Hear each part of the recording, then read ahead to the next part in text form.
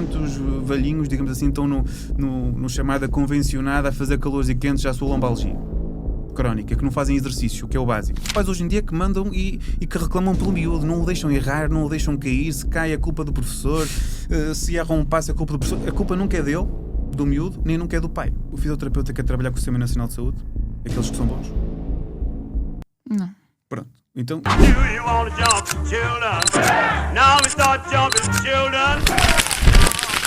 A nossa base da educação, a base da saúde, está toda ao contrário. Se houvesse um comprimido para não ter dor, para me resolver o problema, a pessoa tomava. É isto que estamos. André, e esta fisiatria? A fisiatria vai desaparecer com os fisioterapeutas. Eu fiquei tipo... Eu escolhi uma especialidade, fiquei logo desanimado na altura. Depois existem muitos termos bonitos que as pessoas, digamos assim, comem tudo o que é bonito e o que é novo e o que é caro, digamos assim. Pá, toda a gente critica toda a gente, mas no fundo todos precisamos uns dos outros. Para excesso de regras que o sistema de fisioterapia no SNS funciona tão mal? Então porquê é que está com excesso de peso? Doutor, eu não como, eu até caminho. Mas se calhar não é bem assim, não vais a ver aquela pessoa, dorme mal, a caminhada que faz, se calhar ela diz que faz uma caminhada, mas efetivamente o que faz é se calhar vai buscar o pão e volta. Mas isso não é exercício, temos que tentar mudar o nosso mindset. Estamos num mundo, ou num país que prefere-se, em vez de se investir nos miúdos, não é? Eu tenho um filho, tenho que ter tempo com o meu filho, senão ele também não se vai desenvolver, não é? Vou dar um telefone, mas eles... provavelmente poderão ser mais resistentes que nós porque nem precisam de comer. E nem sequer vão precisar de um fisiatra. Isso não, de certeza absoluta. Mas vão precisar de um mecânico. E se calhar aí eu ia converter-me em mecânico. Não me apetece ir ao ginásio. Treinas em casa, só precisas de ti de 2 metros de chão. Mas eu não tenho material nenhum. Nem é preciso, treinos com peso de corpo incluídos. Pá, mas estou sem tempo. O dia vai ser caótico. Tenho treinos de 20 minutos, rápidos e eficazes. É o tempo de fazer scroll. E depois faço hoje e nunca mais toco nisto. Tens acompanhamento e plano semanal. Não andas à toa. Mas eu nem sei se estou a fazer os exercícios bem. Tens vídeos explicativos de todos os exercícios. Além disso, vais sempre receber o feedback da coach. Mas eu sou muito inconstante. E se fosses constante só hoje? Vais mesmo ganhar esta discussão, não vais? Só estou a lembrar-te que mereces sentir-te bem e cuidar de ti. Tens uma tendinite no ombro? Fácil. Compra umas bandas coloridas, faz 2 alongamentos com os olhos fechados e bebes chá de sementes de abacate com gengibre. Vais ficar como novo. E se não resultar, a culpa é tua, que não acreditaste com força suficiente. Tu sabes que isto é uma valente tanga, mas continuas à procura do chá milagroso que te apaga as dores todas enquanto dormes. Tu sabes que não funciona assim. Então o que funciona? O nosso sócio honorário, ChatGPT, aconselhou-nos a aprender umas coisas com o Dr. André Varandas Borges, um médico especialista em medicina física e de reabilitação, mais conhecida como fisiatria, e medicina desportiva, que atualmente integra a equipa de várias clínicas do norte a sul de Portugal. Por isso, se o quiseres encontrar, primeiro tens aqui já identificada a página dele, mas faz aí um tour que has de o encontrar em algum lado. O Dr. André dedica-se ao diagnóstico, tratamento e prevenção de patologias musculoesqueléticas, como as tendinites e artroses que tradicionalmente colecionamos. Será que o calcitrine vai passar a fazer parte da roda dos alimentos? Faz sentido consultares um fisiatra se não te dói nada? A inteligência artificial vai trazer-nos a cura para as artroses? Prometemos manter o André aqui enquanto não descobrirmos as respostas a todas estas perguntas. Por isso, se te dói alguma coisa ou queres assegurar que não passa a doer, este episódio é para ti. Bem-vindo, André. Bem-vindo, obrigada por estares aqui. Antes de mais, obrigado pelo convite. É uma honra estar aqui porque eu sigo-vos e acho que vocês estão a fazer um grande trabalho em termos nacionais para a educação da nossa população. Muito obrigado. Obrigada. Muito obrigado. Quem é que é o Dr. Borges, para quem não o conhece? Ora bem, Dr. André Borges é um transmontano, não tem ninguém na família médico, mas que sempre teve uma paixão pelo exercício e pela medicina desde o início. Então, naturalmente, acabou por estudar para ir para a medicina e depois, na especialidade, foi aqui um bocado com transenso o que é que devia escolher. Na altura, dúvida entre a ortopedia, a fisiatria, e acabei na altura por ir para a fisiatria pelo que também se fazia no estrangeiro, desde os Estados Unidos e até mesmo na Europa, porque o fisiatra lá fora é muito interventivo. Ou seja, não é só pelo diagnóstico, pela prescrição da da própria receita de fisioterapia que muita gente está habituada, mas sim para fazer um diagnóstico, avalia muitas vezes na própria consulta com ecografia, se necessário prescreve outro tipo de meios complementares de diagnóstico, faz um diagnóstico e ao mesmo tempo um prognóstico para a doença do doente, depois acaba por fazer também como é que eu devo explicar de forma assim mais simples, um resumo do que é que pode fazer, ou seja, a escala terapêutica, desde o procedimento mais simples ou tratamento conservador até uma possível encaminhamento para um ortopedista para uma possível cirurgia.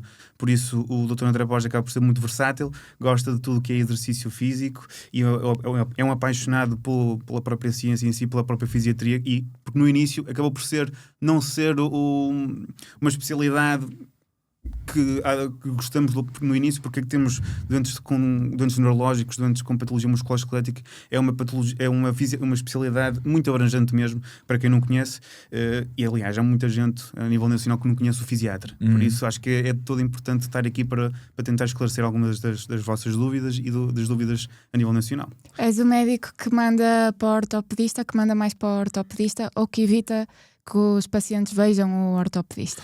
Não, cada um tem o seu papel, ok? O ortopedista, tradicionalmente, tem um papel importante em muitos doentes que têm já não têm funcionalidade qualquer com tratamentos conservadores, desde a fisioterapia clássica até, por exemplo, tratamentos minimamente invasivos, que hoje em dia são as vulgo-infiltrações, que muita gente ainda tem medo. Okay? Mas hoje em dia conseguimos ter um perfil de segurança enorme com este tipo de tratamentos, porque fazemos guiados por imagem e com certas regras, e depois muitas vezes não conseguimos evitar que o doente evite uma cirurgia, desde uma artrose que já tem capacidade funcional, e o doente vai ter muito benefício se for abordado pelo ortopedista. Por isso toda a gente tem o seu papel, desde o fisioterapeuta, fisiatra, ortopedista e reumatologista, que nunca nos podemos esquecer desta especialidade também. Eu ia começar por te perguntar o que é um fisiatra, porque nós tendemos a ter dificuldade em perceber exatamente o que é. Tu já passaste por mais ou menos pelo que é um fisiatra. É engraçado, porque passaste pelo que é um fisiatra internacionalmente. Porquê? Não é assim em Portugal? Aliás, eu quando entrei quando escolhi a especialidade, lembro perfeitamente de ter ido visitar um serviço e dizerem-me assim: André, tu, diretora de serviço daquele hospital, André, vieste para a fisiatria. A fisiatria vai desaparecer com os fisioterapeutas. E eu fiquei tipo assim, eu escolhi uma especialidade, fiquei logo desanimado na altura. Mas o que se faz lá fora, porque é que não se pode fazer aqui? Desde tratamentos invasivos, não só o vulgo, a prescrição, que muita gente vai à consulta e pensa que vai ter, nem conhece o que é o fisiatra. Vai lá, olha, vem aqui um fisiatra ou um médico, mas nem sabem o que é o fisiatra. Eu na altura fiquei um bocado assustado, juro-vos, e aliás, eu tinha alguns amigos meus que eram fisioterapeutas e disse: foste para uma especialidade de fisiatria, nós não precisamos de ti. Eu na altura aquilo mexeu mesmo comigo, e eu, aliás, numa fase inicial até tinha aquele ódio do fisioterapeuta, porque eu sentia-me um bocado diminuído. Não que o fisioterapeuta tenha culpa, mas porque no geral aquilo magoava. Aliás, tinha muitos colegas meus que tinham esse sentimento.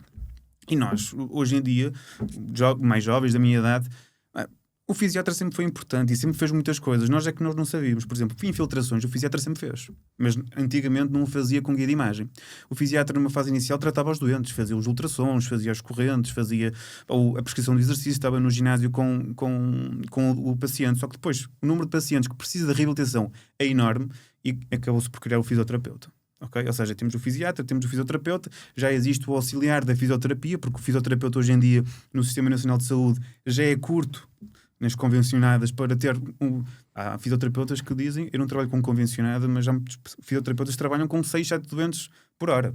Como é que nós conseguimos? Então o que é que criaram? Um auxiliar de fisioterapia. Ou seja, acaba por ser uma equipa a desmontar-se toda, mas que todos precisam uns dos outros. E é importante nós percebermos que as convencionadas também são muito importantes para a população, porque nem toda a gente tem acesso à reabilitação básica que deve ter. Por isso, ou seja, existem vários níveis da reabilitação da fisioterapia, da fisiatria, que nós temos que ter cientes que são super importantes que tenhamos. Sim, acontece de o fisiatra mandar pacientes para o fisioterapeuta, mas também acontece de o fisioterapeuta mandar para o fisiatra. Sim, aliás, encaminhar, se calhar. Eu, na minha prática clínica, eu trabalho, sou quase um fisiatra de última linha. O que é que isto quer dizer? Muitas vezes os doentes na prática privada recorrem inicialmente a um fisioterapeuta, ok? Ou porque têm dor de costas, ou porque têm umas contraturas, e como é óbvio, o fisioterapeuta faz o seu trabalho miofacial, o trabalho da massagem, reeducação, faz exercício, e ele acaba por resolver os sintomas e nunca vem ao médico, ok? porque não necessita e não iria necessitar. Agora, quando temos um doente que está nessa índole privada, porque é importante diferenciarmos aqui. Uma coisa é quando nós temos um seguro, quando temos um Sistema Nacional de Saúde, que o dinheiro é de todos nós e o dinheiro é do seguro. Então, existe uma entidade em que nós vamos a uma consulta, não é? Para ver se efetivamente temos necessidade de fisioterapia ou de tratamento de reabilitação e é prescrito uma série de exceções para aquela patologia em si. Claro que nós fazemos um plano, ou pelo menos eu faço um plano geral, o que é isto? Objetivos para a reabilitação. E depois o fisioterapeuta também tem a liberdade, dentro daquilo que está ali, para fazer a reabilitação e não ser um robô.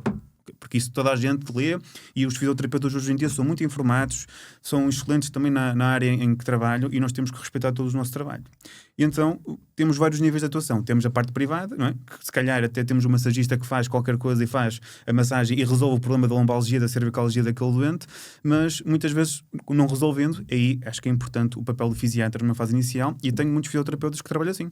Tem a sua clínica privada, não tem seguros, não tem nada do género, vem o paciente, não melhora, aí marcam consulta comigo e eu estou lá para ajudar. Um fisioterapeuta não pode fazer então um tratamento invasivo sem um fisiatra presente, é isso?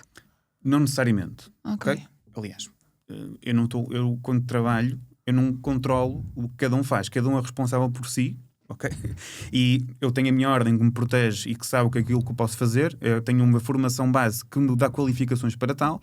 Depois temos que ver as regras. Se o fisioterapeuta pode fazer fisioterapia invasiva, isso já são outros 500. É um tema que é muito debatível hoje em dia, que cria muita ambiguidade e confusão. É um bocadinho aquela expressão que o Marcelo disse há uns anos: pode-se fazer, mas não se deve fazer, e fica-se ali. Há muitos fisioterapeutas que tiram formação para fazer os dry needlings, depois põem as correntes, mas também sejamos sinceros. Eu muitas vezes, o que é, por exemplo, a fisioinvasiva, que muita gente faz, que é a neuromodulação, depois existem muitos termos bonitos que as pessoas, digamos assim, comem tudo o que é bonito e o que é novo e o que é caro, digamos assim. Então o que é que existe muitas vezes? Basicamente eles põem uma agulha mais junto do nervo. Se estão qualificados ou não, isso já não é da minha competência dizer. Acho que eles têm uma ordem, têm que ser regulados, e não é só a ordem que tem que regular, é uma ordem e a parte da entidade reguladora de saúde tem que estar tudo envolvido para criarmos regras, senão isto é o faroeste. E depois cada um faz o que... E toda a gente sabe tratar X e não precisa mais de ninguém. Acho que temos que criar para um modelo que é o paciente é que beneficia dos nossos tratamentos, ok? Se nós temos competências para tal, acho que devemos fazê-lo com segurança. Existem consentimentos informados, existe todo esse tipo de coisas, mas nós temos que ser rigorosos e ao mesmo tempo sérios com a pessoa que está lá à nossa frente, que ela quer uma resposta positiva e na índole privada vai gastar dinheiro. Okay? Agora, só para fazer aqui uma ponte, por exemplo, temos o Sistema Nacional de Saúde, dinheiro de todos nós, temos ali várias entidades, acho que é importante, acima de tudo, passar pelo médico, fisiatra, ok? Temos muitos doentes para fazer, por exemplo, tratamentos que é importante que haja aquela triagem. E nós estamos lá para fazer isso, para fazer triagem, quem beneficia, quem não beneficia, ok? E depois de fazer uma prescrição de tratamento para o fisioterapeuta, que é basicamente supervisionado pelo fisiatra que está sempre lá físico. Tal acontece também, por exemplo, nos sistemas de seguros. Por isso é que tem que passar pelo fisiatra, que é a entidade que neste momento acaba por fazer a prescrição de fisioterapia. E porque nós temos que saber o que é que um fisioterapeuta faz. Durante a minha formação, eu apliquei ultrassons, apliquei massagem no doente, ou seja, eu sei o que é que o fisioterapeuta tem que fazer e como é que tem que fazer. Por isso é que faz sentido também nós estarmos envolvidos em tudo o que é o processo de reabilitação e na prescrição da fisioterapia. Okay? Se calhar às vezes as pessoas não tinham esta noção, mas nós durante a nossa formação, aliás, foi um choque na altura para a minha formação da fisiatria ou da medicina física e reabilitação. Porque o que eu cheguei lá é totalmente diferente do que eu tinha aprendido no curso. Agentes físicos, ou seja, aplicação de ultrassom, como é que se faz a massagem, como é que se faz aquela massagem para um doente que tem um AVC, que tem uma espasticidade do braço, é diferente de uma pessoa normal, de uma pessoa que tem uma simples contratura. Ou seja, nós temos aqui o tipo de exercício que faz, por exemplo, na parte aeróbica temos que respeitar certos critérios, porque é um doente que tem patologia cardiovascular e não é só o AVC que teve, mas todo o resto, todo o sistema pode estar prejudicado, ou seja, nós enquadramos o doente num todo, fazemos uma prescrição de um tratamento com base naquilo, que são orientações para o fisioterapeuta, por exemplo, terapia da fala, para a terapia ocupacional e muitas vezes também para o exercício, né? Porque depois não é só o fisioterapeuta que integra a equipa de reabilitação. Hoje em dia também, fora de Portugal, temos profissionais do exercício que integram a parte da equipa de reabilitação, que também acho que é essencial. Porque é que há necessidade de distinguir um fisioterapeuta de um profissional de exercício quando se fala em reabilitação? Olha, boa pergunta. Porque isto tudo só pelo simples facto do fisioterapeuta. Isto é simples. Isto, em termos de economia. O fisioterapeuta não paga IVA e o profissional de exercício paga IVA. Pronto, ou seja, eu se fizer uma prescrição para um personal trainer, ele vai passar isto parece um bocado estranho, mas é verdade. Porque acaba por ter uma contribuição diferente em que tem que passar um serviço e não está dentro da parte da saúde. Okay? Porque também não teve a formação para... Não é bem teve a formação. Eles têm algumas cadeiras, que eu já dei umas aulas para a parte da faculdade da UTAD em termos de exercício, e tem lá profissionais de saúde, médicos, enfermeiros a falar sobre patologia. E acho que também é importante começarmos, se calhar, a pensar que devíamos, se calhar, integrar outro tipo de pessoas também na parte de reabilitação. Como? Não sei. Não é o meu papel, e existe muita discussão sobre este tema, porque depois também temos fisioterapeutas que criticam o profissional de exercício, não é? Toda a gente critica toda a gente, mas no fundo todos precisamos uns dos outros. E se estabelecemos estas nossas pontes e não sermos também às vezes quadrados na avaliação e como fazemos as coisas, acho que iríamos ter um país e uma reabilitação, neste caso, melhor. Mas tu acabas por introduzir já aí uma questão que é das mais polémicas que eu tenho aqui, que tem a ver com as más línguas dizerem que se os fisiatras tivessem que implementar os planos de fisioterapia que prescrevem para os fisioterapeutas, deprimiam alguns... Não deprimiam. Pronto, imagina, quando eu faço, por exemplo, uma abordagem de um ombro, sim, imagina, eu faço, por exemplo, tenho uma inflamação, tenho que usar um agente físico que permita desinflamar aquele tecido. Então nós pomos por ordem, ou seja, temos que desinflamar, tratar a dor, por exemplo, utilizar um TNS para fazer depois uma mobilização, respeitar, por exemplo, sei lá, num ombro que foi suturado, um tendão que foi suturado por um ortopedista, temos que respeitar X ângulos, e isso é importante, nós sabemos isso. E temos que passar essa mensagem. E temos que dizer até onde é que temos de trabalhar. E depois, como é óbvio, numa fase inicial, se vimos que uma reabilitação, por exemplo, de um ombro, de uma sutura, são 6 meses, nós temos que encurtar o espaço de avaliação e ver os red flags, se aquele dente está a correr bem ou não. Por isso é que é importante também termos assim, a avaliação fisiátrica em determinadas patologias, e às vezes alargar mais os tratamentos ou menos, dependendo da patologia que temos aqui perante nós. Por isso, eu iria ficar deprimido se depois não tivesse o contacto. Se eu fosse fisioterapeuta, eu compreendo também o mundo dos fisioterapeutas, porque se eu tivesse uma simples prescrição e não tivesse contacto depois com o médico, olha, está aqui aliás, o que acontece muitas vezes, isto é um papel, não é? Faz a avaliação, o fisiatra faz, vê o doente, isto hoje em termos gerais, vê o doente, faz uma prescrição, acho que é importante, acima de tudo, o fisiatra nunca se esqueceu do diagnóstico e da avaliação funcional. Porque temos um dente à frente, temos que lhe explicar qual é a patologia, o porquê, quanto tempo vai ficar aqui, porque isso também é um papel importante que às vezes é esquecido. E não é em consultas de 5, 10 minutos que nós conseguimos fazer isso. Por isso acho que é importante, acima de tudo, não só os fisiatras, mas a classe médica pensar como é que quer fazer a sua medicina, a sua prática clínica. Quer fazer consultas 5, 10 minutos, porque às vezes são muitos doentes, a demanda é grande, existem listas de esperas, o modelo como nós trabalhamos tem que ser definido por nós. E muitas vezes nós caímos no erro de quero fazer mais consultas, tenho que fazer, tenho que ajudar, quero ganhar mais dinheiro, não é? Porque muitas vezes depois também trata-se do que ganhas. Quanto mais doente vês, mais ganhas, na maior parte dos casos. Por isso nós temos que criar um modelo para cada um. O meu modelo neste momento eu tenho que ter um doente em que vai lá à consulta, está meia hora comigo, se tiver uma hora está, e o objetivo é dar-lhe a máxima informação possível e fazer com que ele tenha o melhor acompanhamento possível, da minha parte. E depois estar rodeado de outros profissionais que tenham o mesmo mindset. Porque facilmente eu podia ir para uma clínica em que o objetivo era ver doentes, não me interessava se ficavam bem, se ficavam mal, se tinham um bom acompanhamento, e não tinha depois o contacto com outro profissional de saúde que está a correr mal, doutor André, o que é que podemos fazer diferente? E não é com uma consulta de 5, 10 minutos que nós vamos conhecer o doente. E às vezes meia hora é pouco. Por isso, acho que é importante aqui também nós revermos a maneira como queremos fazer a nossa medicina. Okay? O hospital público permite ainda hoje fazer este tipo de consultas também mais prolongadas, ok? Pelo menos que quando eu trabalhava no Centro de Reabilitação do Norte, uma primeira consulta era 45 minutos, ou seja, dava para conhecer bem o doente. Se fosse preciso aplicar uma técnica na área do musculoesquelético, aplicava-se. Consultas de reavaliação também tinham tempo. Também temos a parte formativa, que não nos podemos esquecer que os hospitais públicos são um pilar essencial na formação na classe médica, e não só. Okay? Mas na classe médica são super importantes, e acho que estamos a cair para uma destruição não só dos cuidados de saúde dos portugueses, mas também na formação dos profissionais, neste caso médicos futuros, que não estando lá os melhores no Sistema Nacional de Saúde, como é que vamos criar bons médicos? Não é? É engraçado porque há essa imagem, quem vê de fora, ou quem ouve de fora, ouve que os melhores profissionais estão no SNS. Estão, mas estão a chegar a um momento... Aliás, eu, por exemplo, não estou a dizer que sou bom profissional ou mau. Eu sei que faço as coisas de forma correta e tento fazer com que o doente esteja sempre no pilar da minha ação. Agora, chega a um ponto em que nós também temos que pesar tudo o que nos dão. Exatamente. Um exemplo simples. Por exemplo, quero fazer um plasma rico em plaquetas, que é o tratamento regenerativo. Há hospitais que não têm acesso a esse tipo de tratamento. Na minha prática corrente, eu próprio entre Borges tenho uma centrifugadora, tenho um aparelho de radiofrequência, porque o meu objetivo é que o doente tenha acesso. E o Sistema Nacional Público tem muitos estes entraves. Existe muita burocracia, nós queremos evoluir, queremos fazer coisas diferentes e somos muito travados. Foi um dos motivos que me fez sair, por exemplo, do Hospital Vila Real, que a minha diretora de serviço era incrível, fazia tudo para que eu quisesse evoluir, só que depois empancava muito. Eu sou uma pessoa um bocado impaciente. Eu quero as coisas para amanhã, quero fazer as coisas amanhã, quero fazer amanhã ou ontem. Por isso, a minha cabeça está organizada de maneira que eu tenho que ser...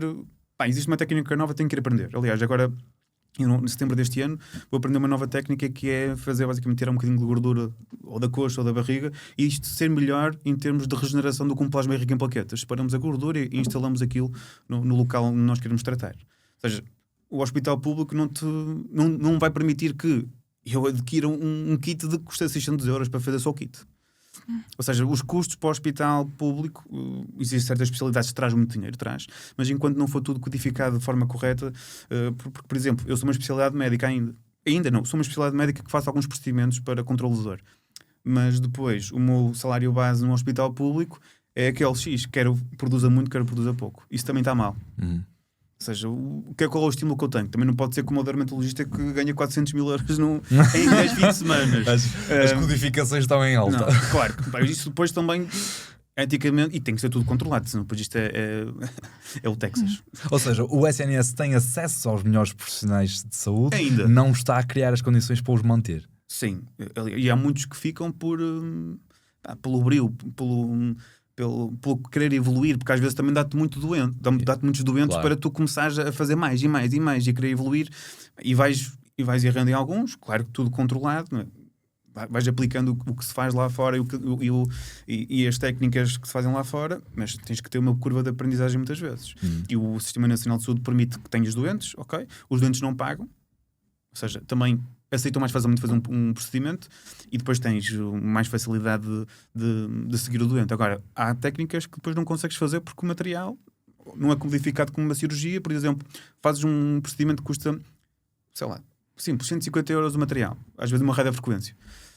Não é fácil fazer porque depois o hospital também acaba, para ganhar aquele dinheiro ou para ser reembolsado, a codificação também acaba por prejudicar aquele serviço, porque a fisiatria, por exemplo, a ortopedia faz no bloco, consegue ter codificado de forma diferente para ser reembolsado o hospital e para conseguir pagar o medicamento, os materiais, o médico, a enfermeira.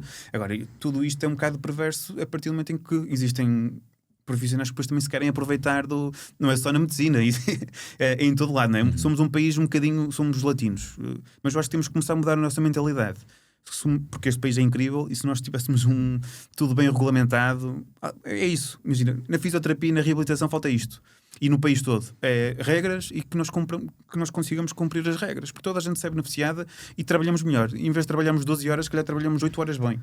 Mas não é por excesso de regras que o sistema de fisioterapia no SNS funciona tão mal? Não, no SNS, no hospital público em si não funciona assim tão mal como às vezes as pessoas pintam, digamos assim. Porque há muita gente também se calhar não precisa de reabilitação. Simples. Às vezes há doentes que aparecem lá porque têm uma dor lombar e querem fisioterapia. Fisioterapia tem certos objetivos. Se eu quiser uma massagem porque me dói as costas, não preciso de ir não preciso de ir a um fisioterapeuta propriamente dito para me fazer uma massagem, certo? E às vezes com uma sessão fica bem, e se calhar uma massagista faria o mesmo trabalho e o mesmo resultado. Não estamos aqui a falar mal de ninguém, mas aqui a questão é, nós também temos que ser criteriosos em quem precisa e quem não precisa da reabilitação, senão depois o sistema colapsa. Quantos velhinhos, digamos assim, estão no chamada convencionada a fazer calores e quentes à sua lombalgia? crónica, que não fazem exercício, que é o básico. Pois, mas se funcionasse melhor, não, a roda não andava mais rápido? Mas funcionar melhor como? Diz-me em que é que podias melhorar um sistema que é montado com base em agentes físicos, ok? Mas tem que ser doentes que têm patologia que precisem mesmo. Uma das grandes críticas que foi feita já por outros fisioterapeutas, neste caso, que já por cá passaram, tem a ver com o sistema de tratamento que te coloca 20 sessões de determinado tratamento, imagina, e depois é sim. sempre a mesma coisa. Pronto, quanto a isso, nós temos que pensar em 3 coisas. Primeira coisa, o fisioterapeuta quer trabalhar com o Sistema Nacional de Saúde? Aqueles que são bons? Não. Pronto. Então, muitas vezes percebo a crítica desses são 20 sessões ou não são 20 sessões. Depois, terceiro, com seguros quer trabalhar? Os bons fisioterapeutas hoje em dia trabalham só com o sistema privado. Certo? O doente vai lá, não precisa de tantas sessões. Porquê? Porque se calhar efetivamente não precisaria. E está um para um, ou seja, o paciente está com o fisioterapeuta e tem tempo para trabalhar a parte miofascial, tem tempo para fazer a reeducação do movimento, tem tempo para ensiná-lo a fazer exercícios ali com ele e ao mesmo tempo ensinar-lhe para casa. Ou seja, é uma reabilitação de 1 para 1 em que se calhar precisa 2 vezes por semana ir lá. Em 8 sessões a pessoa fica mais ou menos reeducada na parte do exercício básico para o exercício clínico e depois faz em casa. Mas ao mesmo tempo está a ser ensinado e perde-se o tempo de 1 hora com o paciente, certo? Como é que não é possível, num Sistema Nacional de Saúde em que temos 8 pacientes, o fisioterapeuta ter de fazer isso? Não é possível. Para o fisioterapeuta ou para a clínica ter rendimento, que ninguém trabalha de borla a água e a bolachas, não é? A chá e a bolachas, nós temos que ter um rendimento. E se os tratamentos são mal pagos, como é óbvio, tem que se tentar otimizar, e eu percebo efetivamente porque é que se faz isso. Não é no mau sentido, mas efetivamente existe aqui um acumular de trabalho que depois é impossível que lhe dê qualidade. Mas a conclusão a que estamos a chegar não é que a intenção é boa, mas não resulta? Não é isso que estás a dizer? A intenção do Sistema Nacional Público? Sim. Epá, é boa, mas está um bocado viciado, não é? Porque depois também o próprio sistema em si da convenção, ele ganha pelos tratamentos que faz. Ou seja, se não tiver doentes, depois convém ter muita lista de espera, porque tem sempre ali doentes a entrar. Imagina que é teres um negócio, uma padaria em que tens fila de espera e estão sempre aí. Bem, queres que a fila de espera se mantenha porque sabes que no negócio amanhã vais comprar X pão para vender e tens sempre o pão vendido. E assim se explica as 20 sessões da mesma coisa que te não, 20 mantém lá. sessões, às vezes estás a falar de 100 sessões. E não estás a falar de 100 sessões para um pós-cirúrgico, estás a falar de 100 sessões para uma lombalgia que, se calhar, se as pessoas começassem... O pilar base não é medicação, nem é fisioterapia, é alimentação, sono, a parte emocional e exercício. Falham estes pilares, depois nós focamos na parte de tentar corrigir com medicação, não corrigimos o que é básico, que é o nosso próprio bem-estar. Nós para estarmos bem, o que é que temos que ter? Saúde. Para termos saúde temos que ter estes pilares todos envolvidos. E todos nós esquecemos. Até eu próprio às vezes me esqueço. Por isso, acho que temos que repensar muito bem como é que nós queremos agir no futuro e para onde é que nós queremos ir. Se queremos ter esta vida louca de hoje tudo acontece muito rápido, mas se calhar às vezes temos que abrandar, ou se calhar abrandar e entrar no modo cruzeiro e não estar sempre naquele sprint, porque o sprint cansa. Exagera-se na quantidade de sessões de fisioterapia que se procura. Ou seja, as pessoas têm... Não é exagerar no número de sessões de fisioterapia. Não, desculpa, eu expliquei-me mal. As pessoas... por coisas mais mínimas, como tu explicaste, por exemplo, a questão da massagem. Sim, exagera-se. Eu quero fisioterapia. Sim. Acontece a mesma coisa para a cirurgia. Tu defendes na tua página que procuras eliminar a dor ou evitá-la sem cirurgia. Quando te perguntei há pouco quando fiz a questão do ortopedista, foi mais neste sentido. Era nesse Sim, hoje em dia existe muito tipo de patologia minimamente invasiva. Por exemplo, consegues regenerar supostamente tecidos, por exemplo, que tens uma ruptura parcial num tendão, consegues utilizar plasma rico em plaquetas ecoligado no local. Existem estudos e evidência que basicamente nós conseguimos fazer isso. Por isso, hoje em dia, o mundo da medicina está a evoluir muito rápido e quanto menos cortes, melhor e maior recuperação. Aliás, acontece, por exemplo, nas cirurgias mesmo ortopédicas, primeiro abria-se sempre e agora faz uns furinhos e consegue-se abordar o tecido. O tempo que vai ficar parado aquele paciente vai ser muito menor e a recuperação melhor. Ou seja, quantos mais furos, quantos mais cortes, agora é melhor fazer menos. Ou seja, nós hoje em dia estamos a descobrir cada vez mais coisas. Hoje é o sangue, plaquetas, depois é a gordura, também já se falou na medula óssea. Ou seja, temos muita coisa para tentar ajudar a regenerar e muitas vezes, acima de tudo, temos que dar tempo É quase como uma hérnia, por exemplo, uma hérnia lombar. O doente tem aquela dor chata, mas temos que esperar no mínimo 6 ou 8 semanas para ver efetivamente se conseguimos controlar a dor, fazer medicação, as sessões de reabilitação, e depois, se efetivamente passar, se calhar não tem indicação nenhuma para cirurgia. E antes de se tentar uma cirurgia, temos que tentar a medicação toda, fazer o plano direitinho, recomendar um colega que seja sério, porque hoje em dia é como em tudo, não é? Vai à parte privada, ou às vezes na parte pública em si, os CIGICs, que é cirurgias extra, as pessoas também querem ter o outro income. Ou seja, isto é um sistema que não é fácil. Ou seja, eu acho que, acima de tudo, também devíamos tentar, no futuro, criar um ranking por médicos. Que existe, por exemplo, nos Estados Unidos, um ranking de quem é que tem mais resultados, quem é que tem menos resultados nas cirurgias, quem é que faz melhores procedimentos, quem é que vai, imagina, faz um procedimento e depois não volta porque está bem. Ou seja, se criarmos um não ranking... dês ideias que o Paulo hoje à noite já vai pôr em prática. Estou a pensar numa app. Eu não estou a falar a sério, porque imagina, estou tendo um feedback de um paciente, o paciente vai a quem? Claro. As próprias seguradoras lá fora, nos Estados Unidos, isso acontece, existe um ranking. Ou seja, a pessoa vai aqui, olha, ok, tenho este médico, opá, é mais barato, mas tem mais complicações. Mas se calhar eu prefiro ir àquele e marca uma consulta com um expert que só vai lá mesmo quando tem certeza que vai ajudar e que vai ter bons resultados. Que às vezes o bom é inimigo do ótimo, não é? Porque às vezes falta isso, não é? Vamos imaginar, isso é um extremo, isto não é realista, mas vamos imaginar aquele caso da pessoa que vai para o SNS e tem as 100 sessões de fisioterapia. Se essas 100 sessões fossem ranqueadas com 2 de 0 a 10 ou de 1 a 10 e eu soubesse que tenho que pagar, se calhar 5 vezes mais ou 10 vezes mais a um especialista que tem 10 em 10 e que eu sei que em 2 sessões me vai resolver o assunto, eu provavelmente ia para ali. Só que eu não sei. Se calhar 2 ou até, se calhar, imagina 8. Estas 8 sessões, se calhar, eram mais baratas do que fazer 100. Até porque o tempo também é dinheiro. Claro, e depois muitas vezes, hoje em dia, por exemplo, nós fazemos, a fisiatria tem os agentes físicos com os fisioterapeutas, nós prescrevemos agentes físicos, mas hoje em dia nós temos uma visão um bocado diferente. Para que é que serve o agente físico?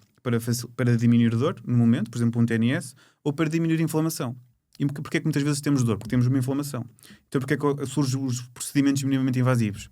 Para diminuir basicamente a dor e a inflamação desses tecidos. Isso muitas vezes eu consegui fazer um procedimento, mais facilmente o fisioterapeuta vai pegar no doente, raramente vai usar um agente físico e faz logo outro tipo de trabalho e muito mais rápido a recuperação desse paciente. Por isso, se calhar, temos que começar isto depende muito da pessoa que está aqui à frente e a pessoa que quer investir na sua própria formação e o que quer fazer. Porque imagina, tu vais sei lá, marcas uma consulta para o hospital, tu sabes que se o médico é bom ou mau? Claro. Vais confiar nele. À partida, achas que ele vai estar a agir ou a propor-te algo que tu precisas mesmo. Por isso, é muito subjetivo a maneira como nós somos avaliados e depois a pessoa também do outro lado está desesperada, não é? Muitas vezes. Há procedimentos que às vezes eu não proponho porque sei que o doente não vai beneficiar de todo. Temos um joelho que está totalmente artrósico, imagina flexo, já nem estica o joelho. Vamos estar a fazer procedimentos para quê? É enganar o doente. Ou seja, nós também temos que ser sérios naquilo que fazemos, acima de tudo. Falavas há bocado do estilo de vida. Isso é uma conversa que tu fazes questão de ter com os teus pacientes? Sim, eu tento abordar muitas vezes essa parte. Todos os doentes dizem que fazem tudo. Nós próprios também dizemos que... então porquê é que está com excesso de peso? Doutor, eu não como, eu até caminho... Mas se calhar não é bem assim, não vais a ver aquela pessoa, dorme mal, a caminhada que faz, se calhar ela diz que faz uma caminhada, mas efetivamente o que faz é se calhar vai buscar o pão e volta. Mas isso não é exercício, temos que tentar mudar o nosso mindset, e ensinar desde os miúdos. Porque hoje em dia os pais não têm tempo para estar com os miúdos. Hoje por acaso tive uma situação um bocado caricata. Foi uma clínica que até aqui em Braga que está a abrir. Tem um projeto até muito interessante e estávamos a discutir qualquer coisa dos miúdos que precisam de uma avaliação para dislexia e descalculia.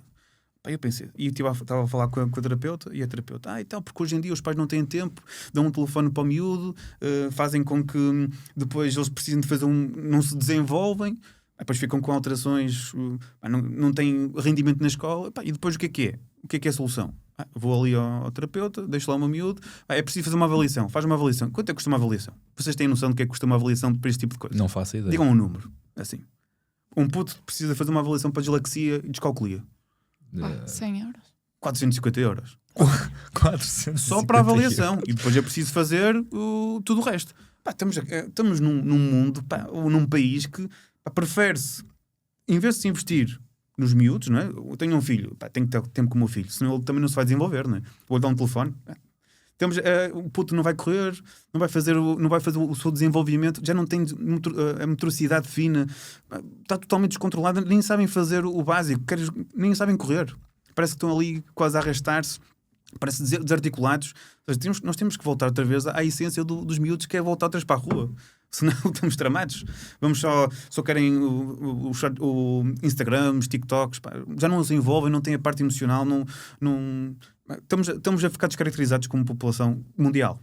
E é isso, faz-me lembrar algo que a Marta Massada, quando passou por cá, falou que tem a ver com a fragilidade dos miúdos, que é se tu não estás exposto ao risco, o mínimo risco para ti vai ser fatal.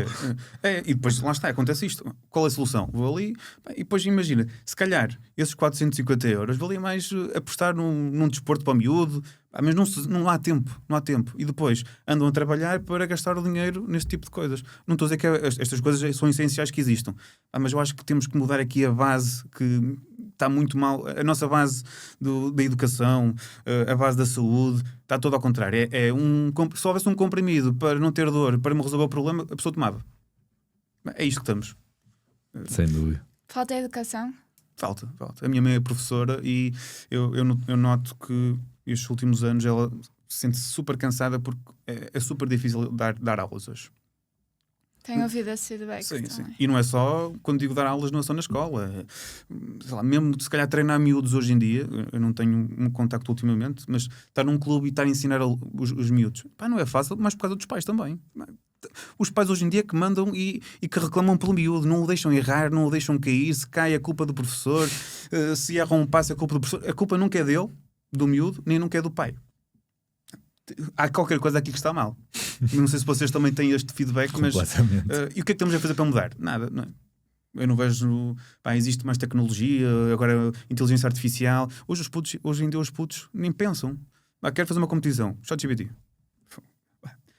Há certas coisas que acho que temos que limitar, senão não nos vamos desenvolver o suficiente no futuro e as próximas gerações vão passar muito mal. Porque dependência total. Existe um apagão, não fazem nada. Por alguma razão estamos numa fase em que os filhos, pela primeira vez na história, são menos inteligentes que os pais. Quando por acaso eles um estudo sobre isso? Há um estudo que já confirmou que a geração atual é a primeira na história que é menos inteligente que os pais. E qual é tem um QI mais baixo. Imagina, existe tem uma dificuldade. O pai se calhar paga para ele não chorar. Ou tenta fazer o trabalho por ele. Isto não se passava comigo. Eu não sou assim tão velho, tenho 33 anos. Eu errava, aprendia. Uma pessoa não vai, se calhar na altura ficava triste, mas temos que. É isso que faz com que depois as pessoas tenham o endurance para a vida, senão as adversidades acontecem por alguma coisa e tem que acontecer no momento certo. Sem dúvida. Porque o miúdo, hoje em dia, que não erre e que não tenha estas desilusões, aos 18, 20 anos é muito pior ter uma desilusão e aí vai abalar muito mais. Sim. Emocionalmente, mas se falarmos em capacidades neuromotoras, também se retrata perfeitamente nisso. Claro que sim. Tu próprio praticas exercício físico? Há alguma coisa que levas disso para a fisiatria?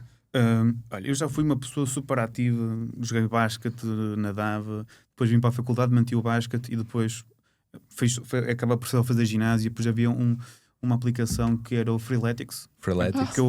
Foi na altura que eu tive a melhor forma, foi quando fazia o Freeletics na faculdade.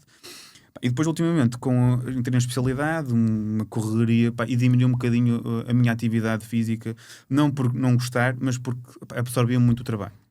E estou a retomar novamente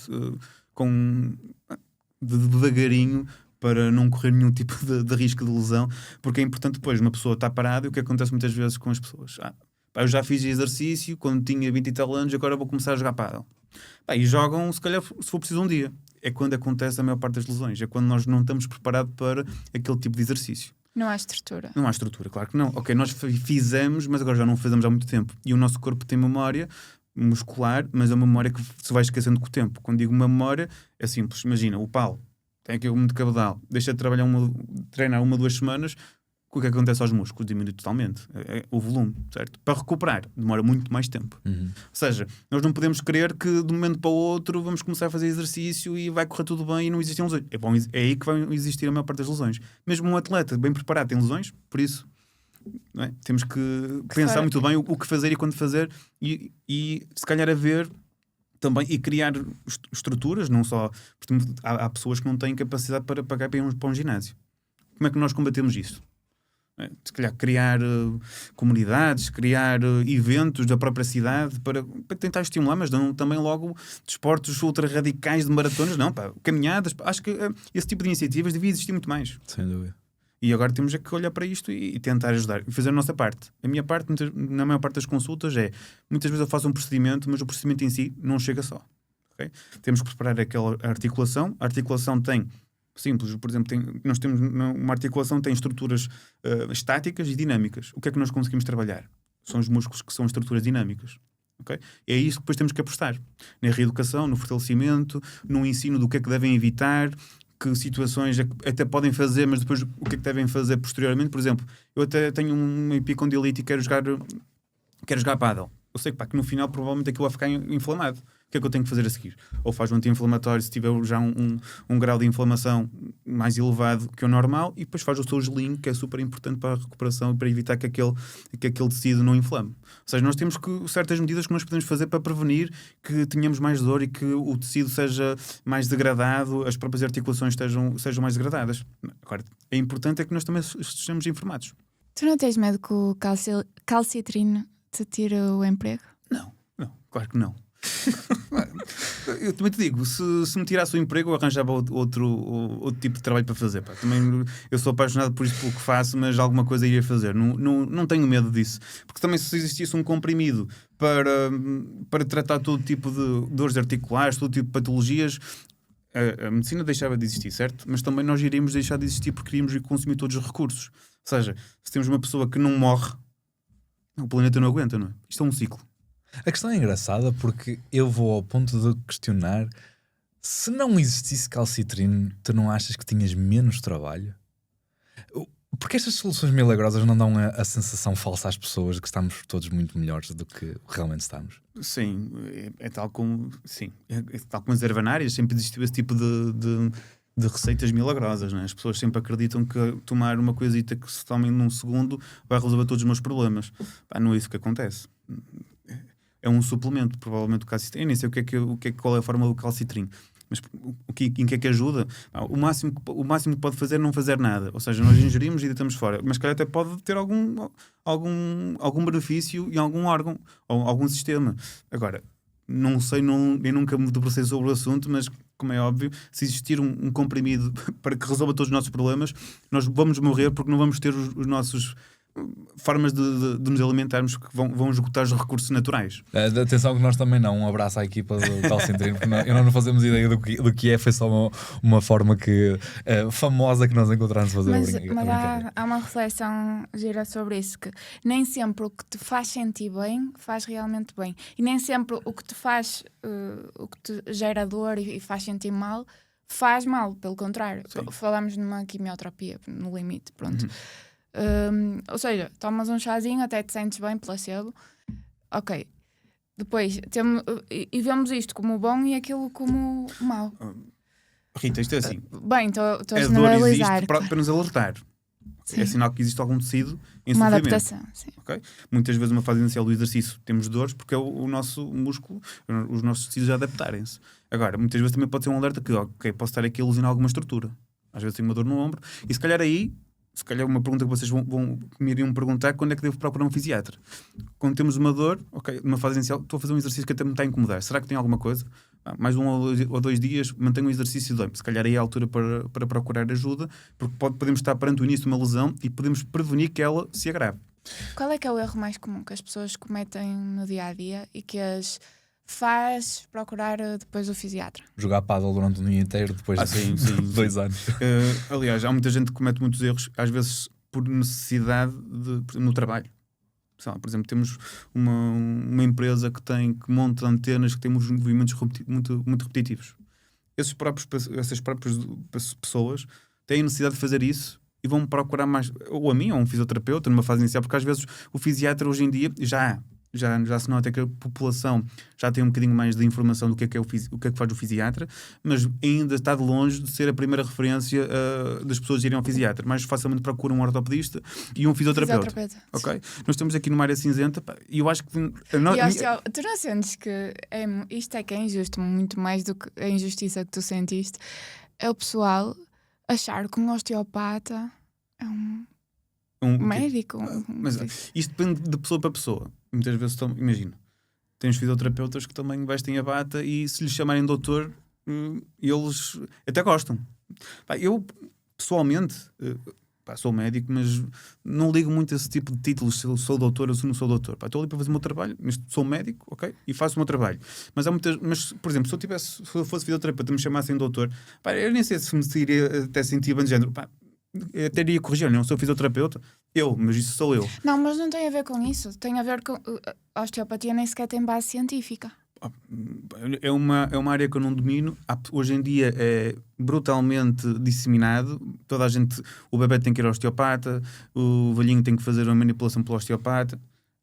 Agora, quem o está a fazer, esta parte da osteopatia, e depois a osteopatia não é só o crack. Também existe a manipulação visceral. São coisas que eu não entendo. Não entendo, nunca me debrucei sobre essa ciência, mas há muita gente que vai há de início esse tipo de profissional. E depois às vezes se calhar até faz umas asneirinhas, puxam os braços e faz manipulação do ombro e até rasga mais o tendão. Mas isso... E depois consulta o Dr. André.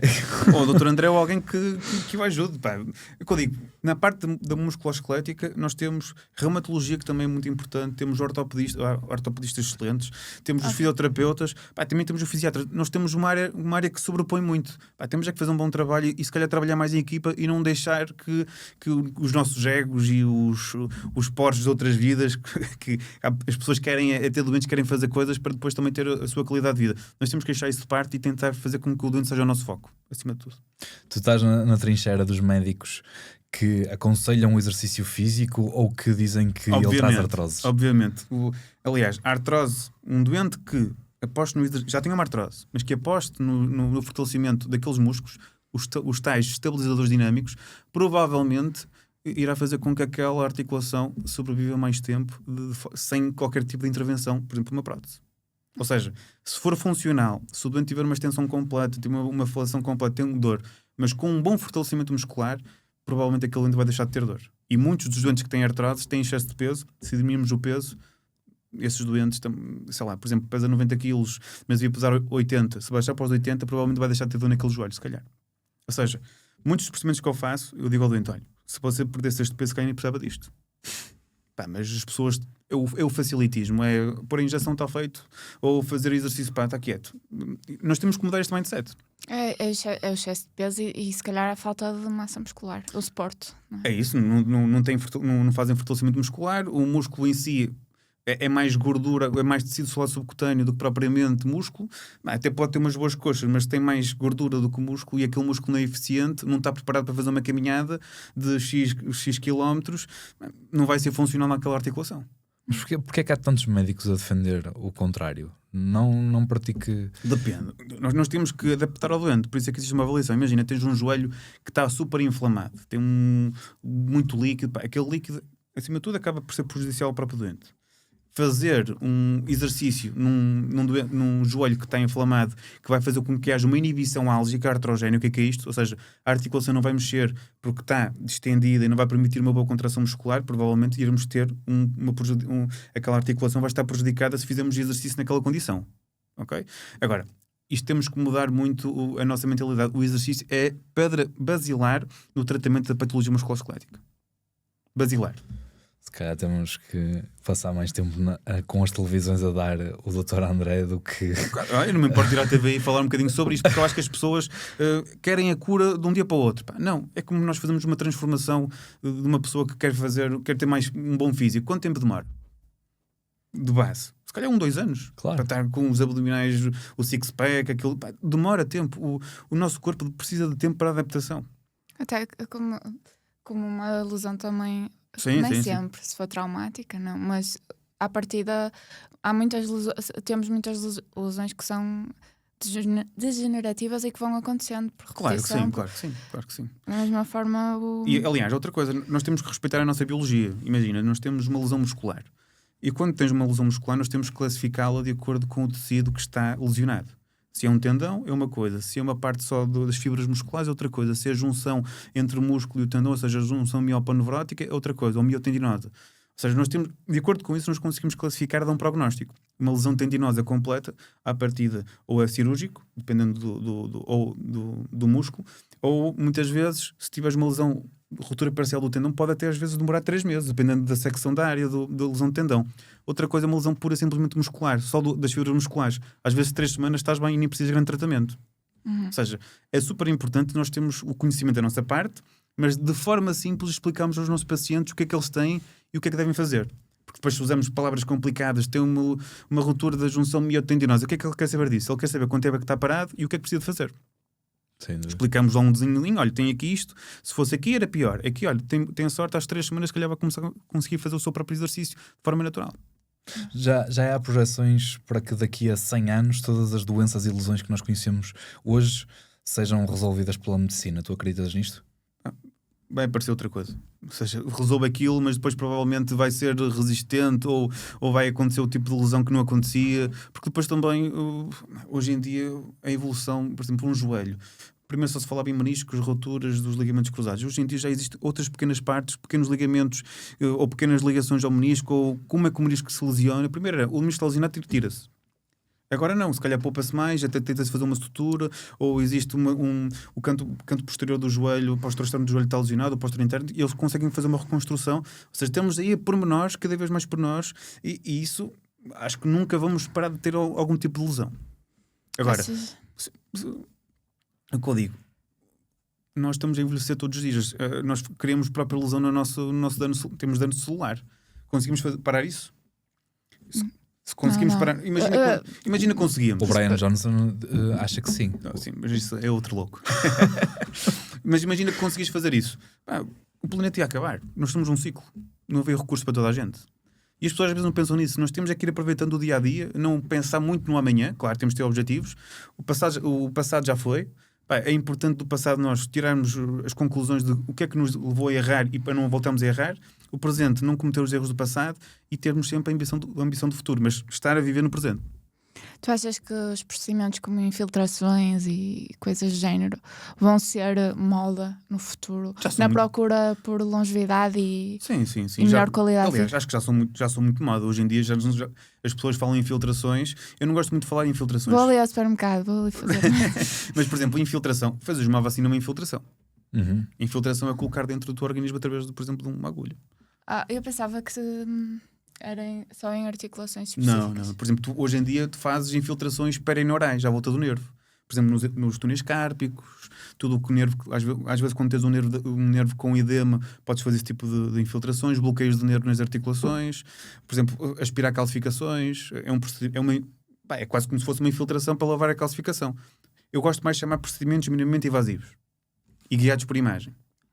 E depois, porque a infiltração foi muito vulgarizada. Porque, imagina, há uns anos atrás fazias-te uma infiltração no ombro, nem sabias se estava bem dentro da articulação, se danificavas mais do tendão. Hoje em dia, nós com a tecnologia hoje em dia que temos, conseguimos ser mais efetivos. O doente atenção, era isto a infiltração? Às vezes nem dói a fazer aquilo. Por isso, nós estamos a evoluir de certo modo em que o objetivo é que o doente faça um procedimento e não tenha dor. Ponto número 1. E que seja o indicado para ele. E às vezes não o fazer pode ser importante não fazer. Ou seja, escolher o doente. Porque às vezes também temos que ter imagina teres um doente que tem uma dor 2 em 10. Vais fazer um procedimento. Um incómodo. O resultado que podes ter... É sempre o custo-benefício, não é? Ou tens uma coisa que é preventiva. Por exemplo, sei lá, tens já uma lesão de cartilagem, queres fazer um ácido hialurónico num joelho, porque já fazes muito exercício, queres continuar a fazer exercício e não queres que aquilo agrave e vai dar um suporte à cartilagem, porque a cartilagem já está danificada e já não produz o líquido normal que ajuda a lubrificação da cartilagem, ou então fazes o ácido hialurónico para te ajudar. Mas imagina que tens uma lesão em que, por exemplo, uma ruptura parcial de um tendão no ombro, não te dói, ou dói 2 em 10, vou fazer uma infiltração para reduzir 50% essa dor, o dente não vai notar, vai ficar com 1 em 10. Ou seja, temos de ter certos critérios. Eu próprio tenho certos critérios meus para quando fazer ou quando não fazer. Um doente tem uma dor de 8 em 10, se passar para 4 e deixar de acordar à noite, ele vai dizer que foi bem tratado. Claro. Agora, se não doer à noite, tiver um 2 em 10, for fazer uma infiltração, felizmente ou infelizmente só trabalho no privado, paga X, não tem benefício, não estou a fazer um bom trabalho. Ou seja, é uma moda estúpida. A procura por infiltrações assim. Sim, à toa. tem que ter. Por isso é que cabimento. existe. Por isso é que eu tenho um fim de semana para estudar. Porque nós temos que estar sempre atualizados. Temos que ler os artigos, se faz sentido, se não faz sentido. Se calhar faz sentido. Já houve tipo de infiltrações que se fazia, que deixou de se fazer.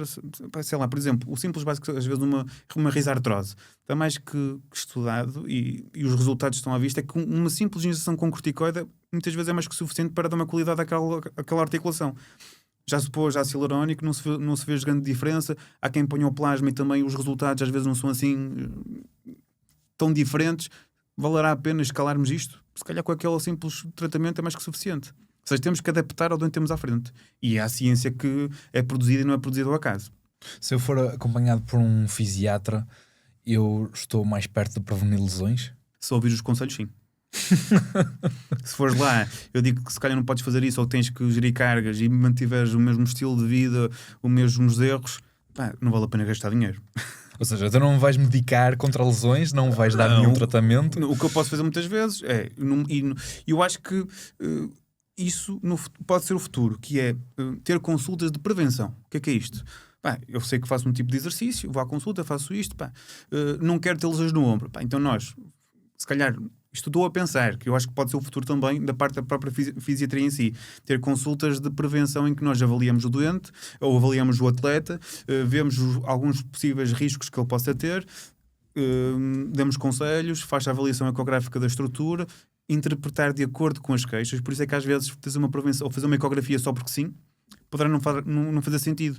Ou fará sentido, imagina que já tens alguma lesão estrutural do tendão, mas não tens dor. Explicar, olha, já tem aqui um tendão que já não está nas suas condições ditas normais, já tem aqui ou um tendão de sobrecarga que muitas vezes há atletas por exemplo, de natação, têm uns tendões naturalmente um bocadinho mais espessos. É pela adaptação em si, não é por lesão. Depois nós temos que adaptar isto ao atleta e à pessoa em si. Mas pode fazer sentido fazer uma consulta de prevenção, digamos assim, para ser aconselhado.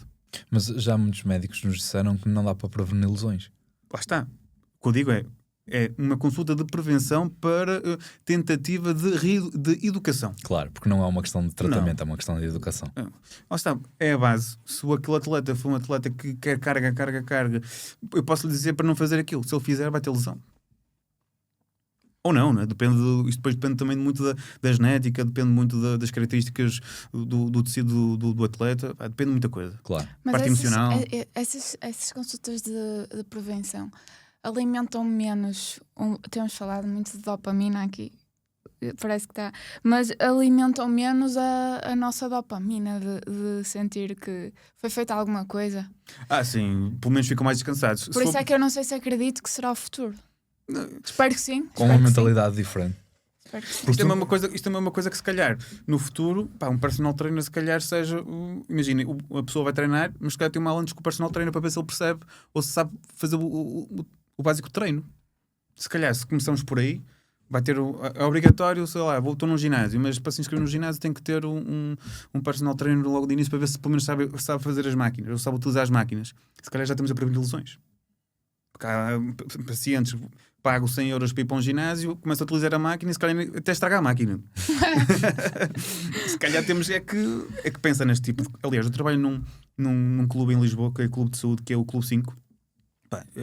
É um sítio que eu gosto muito de trabalhar. Aquilo funciona muito bem, é um ginásio amplo, funciona em equipa, tem fisiologistas do exercício, tem os PTs, tem a fisioterapia. Também o dono do clube, que é o Daniel, que é uma pessoa que há 2 anos atrás já me tinha chateado e eu só aceitei há pouco tempo. Eu assim, olha, vou lá ver. Não custa nada a ver como é que funciona o conceito. É um conceito em que a pessoa, neste caso é um clube de saúde, o sócio é o centro do bem-estar do clube. Ou seja, eles tentam dar o máximo de cuidados ao sócio. E isso acho que poderá ser o futuro da parte dos ginásios ou dos estudos de exercício. Mas isso só vai ser possível quando houver um rendimento universal que Ah, permita às pessoas pagarem. Sim, não esse é conceito. propriamente barato, não. Mas Lisboa acho que é um bocadinho diferente de todo o resto. As pessoas acho que têm uma cultura socioeconómica um bocadinho diferente. É verdade, não há que enganar. Até porque não consegues viver lá se não o tiveres. Não é? Sim. Se pudesse mudar apenas uma coisa no SNS, o que é que Eu começaste por onde? tinha que mudar muitas. Vou dizer uma. Uma coisa. Eu vou-te ser franco. Eu gosto de tratar atletas. Os atletas nunca chegam ao Sistema Nacional de Saúde. Ou quando chegam, por exemplo, um cruzado anterior que foi operado passado um ano e depois vem para a reabilitação passado 2 meses. Também gosto muito de tratar o paciente idoso, o paciente ou idoso, ou aquele paciente que é até atleta, mas que já tem algumas alterações degenerativas da articulação, e nós conseguimos dar-lhe bons cuidados para ele continuar a fazer exercício e ter as articulações saudáveis. Mas se eu alterasse uma coisa no Sistema Nacional de Saúde, e que se calhar muitos médicos voltariam ao Sistema Nacional de Saúde, era fazer um sistema público ou privado, em que basicamente o médico trabalhava no público, imagina de manhã, e à tarde podia fazer o seu privado dentro do hospital. E se calhar o hospital acabava por ganhar dinheiro com esses doentes. Alinhar incentivos. Sim. E eu se calhar só trabalhava num sítio e não tinha que fazer muitas clínicas. Mas apesar de tudo, eu gosto do meu dia-a-dia, cada um lado para o outro. Olha, posso ter entendido mal, mas acho que estão a fazer isso em Braga. Já Posso foi. ter entendido Braga mal. já foi assim. E vai voltar. É. Acredito. Mas mesmo assim tinha que ser uma coisa em que o próprio hospital em si era público ou privado, mas também tinha que ser muito equitativo para toda a gente. Não é só para uns nem para outros. Mas na altura Braga funcionava muito bem. Pois por Braga já foi uma PPP. E funcionava muito bem e os profissionais de saúde todos trabalhavam, a maior parte só trabalhava lá e eram felizes e não davam a fazer quilómetros para um lado e para o outro. Agora, se é possível ou não, não sei. Mas tu entras numa questão muito curiosa que eu não tenho, obviamente, conhecimento crítico para dizer se está correto ou errado, mas fala-se muito sobre o Serviço Nacional de Saúde como a salvação de todos. Tu para atenderes à massa precisas do Serviço Nacional de Saúde. E tu dás o exemplo, por exemplo, dos atletas, nenhum vai parar lá. Então, nós estamos a tratar as maiores máquinas com um serviço que não é aquele que atende às massas. Então esse serviço serve para alguma coisa realmente? Nós estamos a tratar doentes, Paulo. Um atleta, à partida, não é um doente que tenha, por exemplo, sei lá, muitos antecedentes patológicos, desde, por exemplo, diabetes, hipertensão, doença cardiovascular, patologia osteoarticular a sério.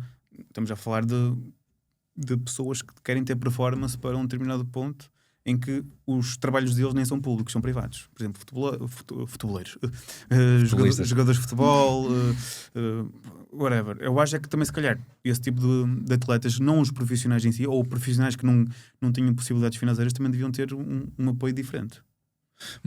Mas relativamente à eficácia do serviço público, aquela teoria de que é necessário para atender às massas é realmente assim? Ou com um sistema que... A pergunta é completamente inocente e ignorante. Eu não tenho mesmo a noção se faria sentido algum. Um sistema privado que fosse maioritariamente privado conseguia atender à necessidade de uma população por um Serviço Nacional de Saúde? Os hospitais... É uma pergunta difícil de responder. Porque imagina... Tu tens os centros de saúde, que tem a ver com os serviços básicos ou primários de saúde. Depois tens o hospital, que já é para pessoas ou doentes que necessitem de outro tipo de intervenção. Agora, acho que, por exemplo, faria sentido num centro de saúde ter mais outros profissionais, por exemplo, de primeira linha, porque eu acho que o fisiatra é um de primeira linha. Um ortopedista, se calhar, já será mais do sistema de urgência, de cirurgia, e se calhar o fisiatra também pode atuar nesta primeira linha. Okay? Em que, por exemplo, sei lá, o sistema também acaba por estar um bocadinho viciado. Imagina, tu fazes uma consulta de fisiatria numa convencionada que tem que passar pelo centro de saúde depois da renovação do P1. Mas quem faz a renovação do P1 é o médico de família, em que o fisiatra, que está no sistema convencionado, manda a dizer que precisa. Mas o médico de família, por simplesmente passa. Se calhar não deveríamos ter também profissionais de fisiatria no centro de saúde e serem eles a renovar para ver efetivamente se precisamos ou não de renovar esse tratamento, e assim fazemos de início logo uma triagem daqueles que precisam mesmo ou não. Porque às vezes depois temos doentes com AVCs que não têm tratamento e têm que esperar. É chato. Eu já fazia a pergunta mesmo a pensar naquela questão que tu falaste sobre o número de sessões, o número de consultas, por exemplo, com um fisiatra. Duplica-se muito, imagina. Se eu estiver no hospital, imagina que tenho um doente no AVC com o hospital e aquele já tem que fazer fisioterapia, tem um plano e pode-se fazer, digamos assim, a prescrição de fisioterapia e for de início e tem que ser avaliado novamente, a partida não vai mudar muito, né? Só se tiver uma complicação, se calhar vou ao hospital. Se tem a prescrição e fosse lá à clínica, mas a clínica também tem que ter um fisiatra responsável depois de fazer a reavaliação, se calhar, ou então fazia a reavaliação no hospital público, ou no hospital que enviou, ou no centro de saúde. Pá, não existe um modelo perfeito, mas acho que se calhar tinha que se reorganizar isto de outra forma.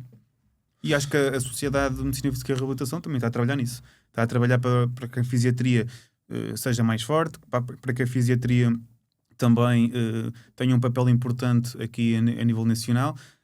Claro que não é fácil e mexe com muita gente, não é? Mas acho que eles estão a tentar, o nosso colégio, a fazer com que também nós tenhamos outra expressão e que consigamos fazer o trabalho de forma diferente.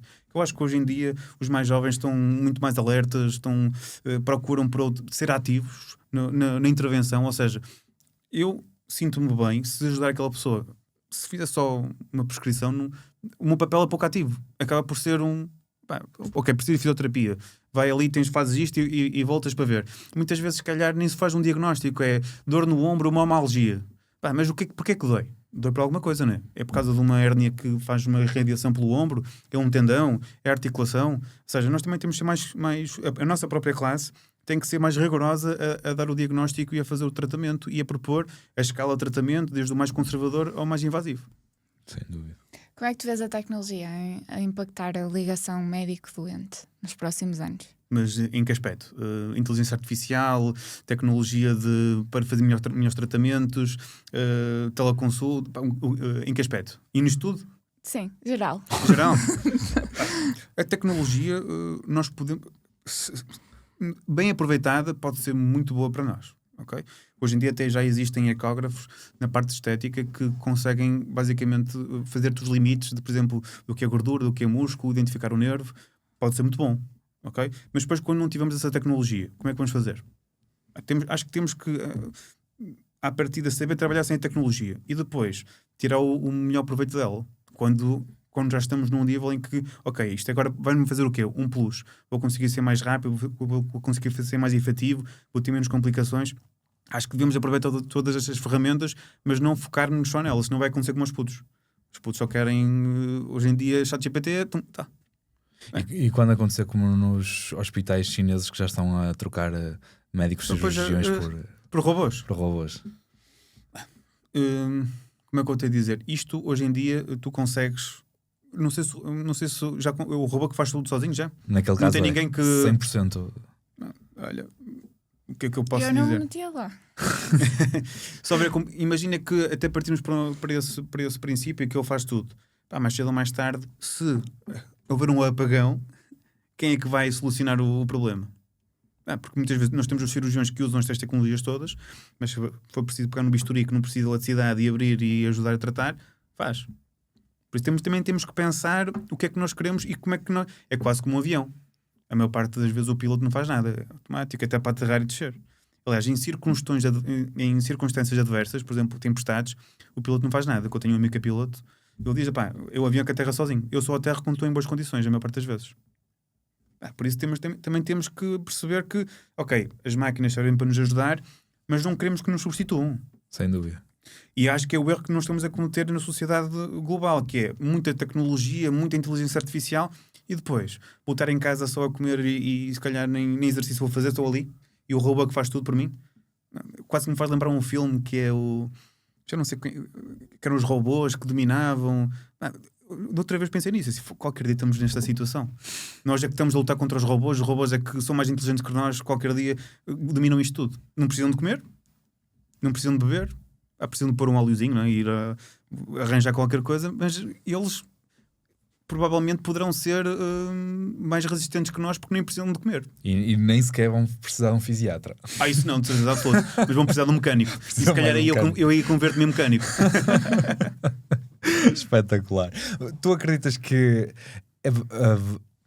Eu vi isso acontecer, por exemplo, com o mercado dos personal trainers, que passou muito mais do profissional do exercício que está ali a fazer uma coisa muito mecânica, contar reps, para um profissional muito mais educativo e muito mais de consciência. Ou seja, já não é tão técnico, já é mais consultoria.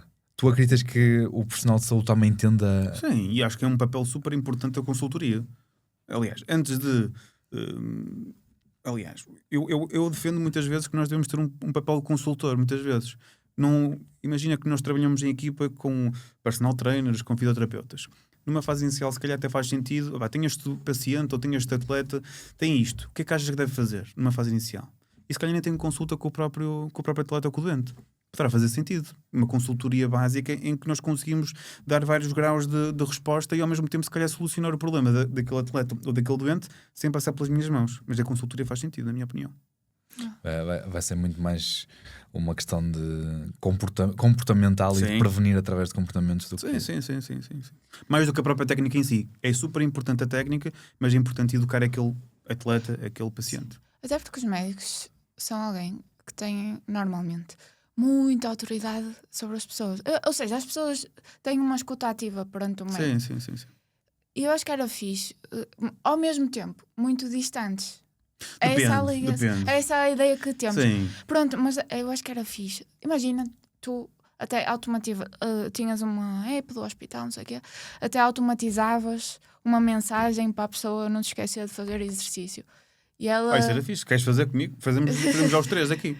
E ela... Exercício, como muitas outras coisas que poderia ser. E ela sentia que estava a receber uma mensagem tua, que na verdade era automatizada, mas o efeito está lá. E acaba por ser, se calhar, um tratamento mais Eu não tenho também. mensagens automatizadas, mas sempre que um doente meu faz um procedimento, tento passar 3-4 dias mandar uma mensagem para perceber como é que está. E só isso, noto que as respostas dos doentes às vezes até corre mal, ou o doente não melhora assim tanto, mas a preocupação que eu tenho, que é genuína, o doente sente que pode confiar em mim.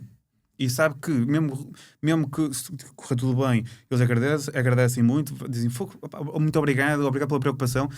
Este pequeno gesto, a pessoa sente-se acompanhada e vai confiar em mim e vai fazer com que aquele médico pelo menos tenha cuidado com o que faz ou quer-me seguir, está preocupado comigo. Temos que humanizar as consultas, humanizar os tratamentos. Porque é isso que faz com que depois as pessoas voltem outra vez a estar comigo e valorizem o meu trabalho.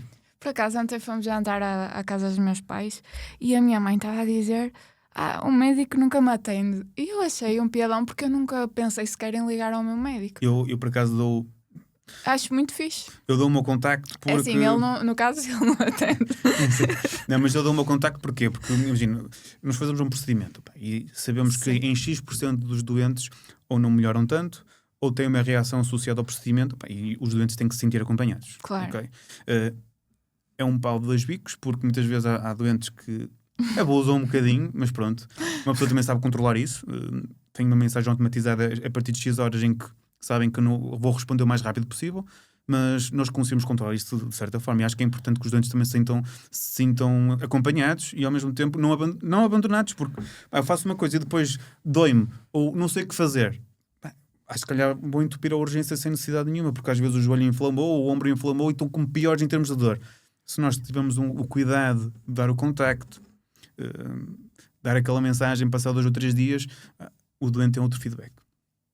E sente que está ali e não está sozinho. Eu acho que é para aí que caminhamos também com a tecnologia. Ainda mais, sabes? Sim. E não perdes o cliente, porque aquela sensação de posso estar a perder uma consulta. O cliente... Por acaso, eu não penso muito no perder cliente, porque lá está. A minha formação foi no Sistema Nacional de Saúde e nós nunca olhamos para o doente ou para o utente como um cliente. É como uma pessoa que precisa de ajuda. E é mais nesse sentido que eu acabo por dar o meu contacto e mandar a mensagem, porque, apesar de tudo, não é um robô que está ali, é uma pessoa que pode não reagir da mesma forma com aquele tratamento. Aí eu acho que é importante que ela esteja acompanhada e que se sinta segura e que tenha algum background em que, ok, isto não está a correr tão bem, a quem é que manda mensagem? Sem dúvida. Acima de tudo é isto. Sem dúvida, é muito mais isso que faz a diferença, mesmo no caso de um personal trainer ou de um nutricionista, por exemplo. Não é o plano de tratamento que faz a diferença, pode ser o melhor plano do mundo. É aquela mensagem proximidade de acompanhamento que tu sabes que há disponibilidade. Pá. Eu imagino ser um personal trainer, passado um dia, olha, então como é que estás das costas, pá? Os teus músculos estão muito pesados, pá. É diferente. Já fizeste aquilo que te disse, pá, faz a recuperação, faz gelo, faz os banhos de gelo, pá. É diferente, digo eu. Eu Como é que queria estás a evoluir? um psicólogo era fixe, não é? Mas pá, é isto que as pessoas precisam hoje em dia. Sentir acompanhamento. André, se tivesse a missão de elevar os 5% de população portuguesa que pratica exercício para 95%, por onde é que começavas? Escolas, ok? E nós próprios darmos o exemplo. Desde governo, pá, dar políticas para o exercício. Nós vamos aqui ao pé ao lado e um exemplo básico. Nós temos um atleta um miúdo que faz, por exemplo, joga futebol de alta competição, está num clube. A maior parte deles ou estão num Benfica ou num Braga ou num clube em que fazem aquilo à volta do miúdo, okay? Em que ele tem as aulas, depois vai treinar e levam, ou um miúdo que até tem potencial, mas está numa cidade mais pequena, por exemplo, Vila Real, não tem esse tipo de estratégia e não vai ter tanto desenvolvimento. Acho que devíamos partir muito e vermos o exemplo de Espanha, em que eles têm, todos os miúdos que têm potencial, que querem fazer desporto, têm um acompanhamento diferente, mesmo na parte da escola, porque têm turmas adaptadas para eles, porque eles também têm que descansar, têm mais exigência em termos de exercício e da parte do exercício físico, e não vão estar, e têm que ter uns horários diferentes para as aulas, senão também não vão estar a dormir lá, se tiverem muitos treinos e muita competição. Ou seja, nós temos que, se calhar, mudar a maneira como estamos a ver o desporto hoje em dia. Nos Estados Unidos funciona por faculdades, por escolas. Sim. Em que não existe um Benfica nos juvenis. Existe uma escola que tem alunos que têm aquele potencial e consegue-se fazer com que eles tenham bom aproveitamento, estudem e ao mesmo tempo sejam bons atletas. Depois tenham aquele caminho. Opa, posso continuar a estudar ou posso continuar a fazer o meu desporto e ser profissional. E se calhar temos que mudar esta mentalidade, porque havia o desporto escolar, que é um conceito giro, que é um conceito que nós temos que tem lá fora nos Estados Unidos, mas que aqui é muito básico e até deprimente. Temos que mudar isto. O exercício, as aulas de educação física são essenciais, os miúdos precisam de libertar o stress, precisam de libertar a energia que têm para depois conseguirem focar noutras tarefas. Achas que vais praticar mais exercício para dar o exemplo ao teu filho? Tenho que sim. Aliás, eu tenho que praticar ainda mais exercício porque eu quero aos 50 anos ter a possibilidade de fazer qualquer coisa com a minha filha ou com o meu filho, porque tem que ser. Imagina-me eu agora com uma bengalinha aos 50 anos porque não pratico exercício físico, tenho uma barriga de cerveja com 120 quilos. Mentalmente não vou estar bem, não vou estar disponível, vou ter mais sono, vou estar com o meu metabolismo vai estar mais baixo, não vou estar disponível para estar com a minha filha. Nós temos que tratar de nós próprios para depois conseguir tratarmos dos outros. É isso mesmo. Mas tens sempre o calcitrim. Podes tomar, o meu avô toma. Aliás, ele já tomou. Toma mesmo. Tomou. Eu disse para não tomar aquilo, mas ele às vezes estava acordado às 2 da manhã, tomava o calcitrim e comprava aquelas pantufas de gel. E aposto que lhe fazia bem. Sim, ele dizia que andava espetacular. Até que depois as ancas nunca mais o ajudaram e pronto, e tivemos que fazer alguma coisa para ajudá-lo. E aí o calcitrim já não ajudou. A ti que estiveste até aqui a ver este episódio, partilha com quem merece conhecer o trabalho do Dr. André. Se não conhecias o trabalho de um fisiatra, passaste a conhecer. Para a semana estamos cá outra vez. Muito obrigado. Muito obrigado. Obrigado. André, Obrigada. por ter estado cá. Obrigado.